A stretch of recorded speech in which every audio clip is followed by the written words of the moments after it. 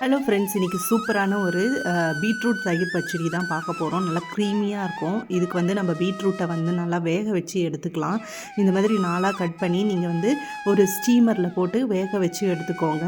அதை வந்து நம்ம துருவி செய்ய போகிறோம். இது வந்து பார்த்திங்கன்னா north Indian actress Alia Bhatt அவங்களோட ஃபேவரட் ரெசிபி அப்படின்னு சொல்லிட்டு நிறைய ட்ரெண்ட் ஆகிட்டு இருந்தது. இப்போ பார்த்திங்கன்னா இதான் ஹங்கர்டு ஒரு குட்டி இப்போ இதில் ஃபில்டரில் வந்து நான் தயிர் எடுத்து வச்சுருந்தேன். நல்லா கீழே பார்த்திங்கன்னா நிறைய தண்ணி விட்டுருந்தது. இப்போ பார்த்திங்கன்னா வெந்த பீட்ரூட்டை எடுத்து இந்த மாதிரி துருவி எடுத்துக்கலாம். நம்ம இது துருவிட்டு நான் உங்களுக்கு காமிக்கிறேன்.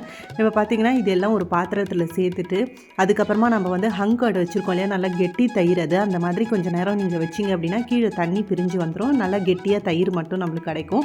அதை வந்து இது கூட சேர்த்து இது தேவையான அளவுக்கு உப்பு, அப்புறம் சாட் மசாலா இதெல்லாம் சேர்த்து நல்லா மிக்ஸ் பண்ணிவிட்டு தாளித்து கொட்டணும் அப்படின்னா சூப்பரான பீட்ரூட் பச்சடி. இது வந்து ரைஸுக்கெலாம் நீங்கள் தொட்டு சாப்பிட்றதுக்கு சூப்பராக இருக்கும். இல்லைனா அப்படியே நீங்கள் வந்து இதை சாப்பிடலாம். இப்போ இது தேவையான அளவுக்கு நீங்கள் உப்பும் சாட் மசாலாவும் உங்கள் டேஸ்ட்டுக்கு ஏற்ற மாதிரி சேர்த்துக்கோங்க. அடுத்தது கொஞ்சமாக கொத்தமல்லி தூவிக்கிறேன்.